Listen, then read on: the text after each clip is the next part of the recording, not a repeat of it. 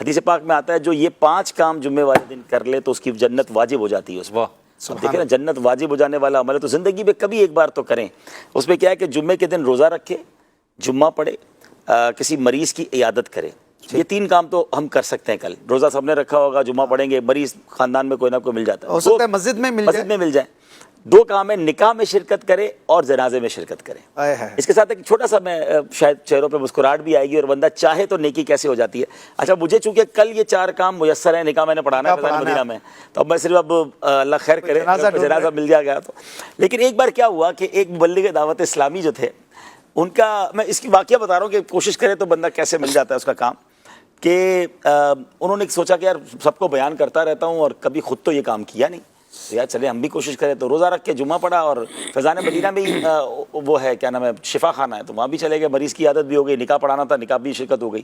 اب انہوں نے کئی دوستوں کو میسج کیا کہ یار کہیں سے کوئی جنازے کی اطلاع ہو تو مجھے بتائیں. ویسے نارملی میسج آ رہے ہوتے ہیں. تو 4:45 بجے یا 4:50 پہ ان کو میسج آتا ہے کہ بھئی فیضان مدینہ کے قریب تھے وہ, کہ خارا در کے قریب ایک جگہ ہے اور وہاں عصر کے بعد جنازہ ہے. انہوں نے کہا چلو میں پہنچتا ہوں. یہ وہاں پہنچے, وہ گلیوں کے اندر مسجد, وہاں جب پہنچے تو اب چونکہ وہ مدنی چینل کے مبلغ بھی تھے تو علاقے والے حیران کہ یہ بھائی یہاں کہاں سے آ گیا. اچھا وہ پہنچے تو نماز عصر ختم ہو چکی تھی, جنازہ باہر رکھا تھا. جب مسجد والے باہر آ رہے تھے تو انہوں نے کہا چلو میں جنازہ پڑھ لوں, نماز عصر بعد میں پڑھ لوں گا.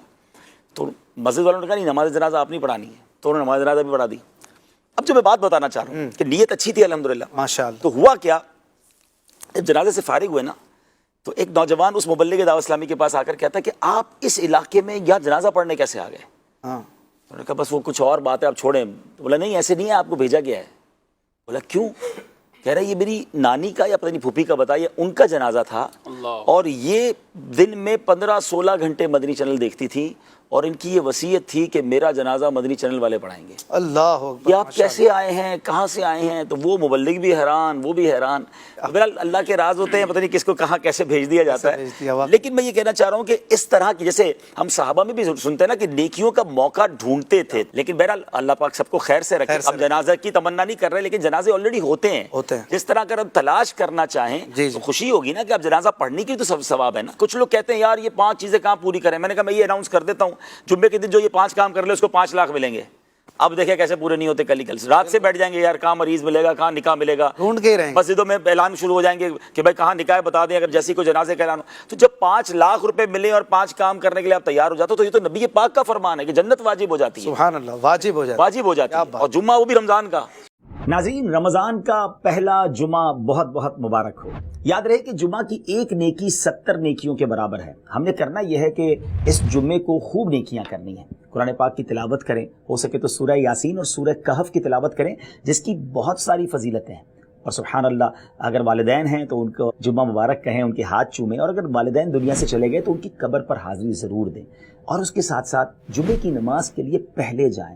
احادیث میں مضمون ملتا ہے سب سے پہلے جمعے کو آنے والا ایسا ہے جس نے اس نے اللہ کی راہ میں اونٹ صدقہ کیا, اور اس کے بعد آنے والا گائے صدقہ کرنے والے کے برابر, پھر بکری, پھر مرغی, اور پھر انڈا صدقہ کرنے والے کے مطابق فرمایا گیا. تو اس کا مطلب یہ ہوا کہ جتنا دیر سے جمعہ پڑھنے جائیں گے اتنا ثواب کم ہوتا جائے گا. تو ذرا جلدی تیار ہو کر چلے جائیں, جمعے کا ادب کریں, خوشبو لگائیں, صاف ستھرے کپڑے پہنیں, غسل کریں, اور ہاں جمعے کے دن صدقہ و خیرات بھی کریں. اور رمضان میں جمعے کا ثواب تو اور بڑھ جاتا ہے. اللہ کی راہ میں خرچ کرنے سے مال کم نہیں ہوتا. جہاں بھی جمعہ پڑھنے جائیں گے, امید ہے انشاءاللہ دعوت اسلامی والے وہاں پر ڈونیشن باکس لے کر یا اسٹال لگا کر بیٹھے ہوں گے, تو اپنے ڈونیشن جاتے جاتے دیجیے گا. اللہ کی راہ میں خرچ کرتے رہیں, اپنے غریب رشتہ داروں کا بھی خیال رکھیں. آپ سب کو بھی جمعہ بہت بہت مبارک. صلو علی الحبیب صلی اللہ تعالی علی محمد صلی اللہ علیہ وسلم. رمضان کا پہلا جمعہ مبارک ہو. آج ایک بڑا مبارک کام ہم شروع کرنے جا رہے ہیں. دعا کیجیے گا اللہ کامیابی بھی دے اور قبول بھی فرمائے. دلائل الخیرات شریف, درود پاک کی ورد پر, درود پاک کی یوں سمجھیے فضیلت پر, درود پاک کے مجموعے پر ایک شہرۂ آفاق کتاب دنیا بھر میں پڑھی جاتی ہے اور اس کے خوب فضائل ہیں. تو سوچا کیوں نہ دلائل الخیرات شریف کو ریکارڈ کروا دیا جائے. کئی لوگ پڑھ نہیں سکتے یا پڑھنے میں سستی کرتے ہیں, تو چونکہ یہ 7 دنوں میں پڑھی جاتی ہے تو پیر سے شروع کرنا ہوتا ہے اور یہ جا کر پیر ہی کو ختم ہوتی ہے. تو یہ تقریباً 8 دن یوں سمجھیے کہ اس میں کچھ پڑھنا ہوتا ہے. تو روز کا جو باب پڑھنا ہے یا روز کی جو فصل پڑھنی ہے, انشاءاللہ ہم اس کو ریکارڈ کریں گے اور پھر انشاءاللہ اس کو ہم سوشل میڈیا پہ وائرل کر دیں گے. تو آپ روزانہ ایک فصل جو ہے یا اس کا ایک چیپٹر سن لیں گے انشاءاللہ. تو اللہ نے چاہا اس کی برکتیں ملیں گی اور سننے کی عادت پڑ جائے گی تو انشاءاللہ پھر پڑھنے کا ذوق بھی آگے انشاءاللہ امید ہے کہ اس کا ذوق بھی پڑ جائے گا. تو مجھے بھی دعاؤں میں یاد رکھیے گا, اللہ پاک کرے کہ ماہ رمضان میں ہم اس کو ریلیز کرنے میں بھی کامیاب ہو جائیں تاکہ رمضان سے ہی یہ نیک کام شروع کر دیں. اللہ مجھے اور آپ کو کثرت سے درود پاک پڑھنے کی توفیق عطا فرمائے. صلو علی الحبیب صلی اللہ تعالی علی محمد صلی اللہ علیہ وسلم.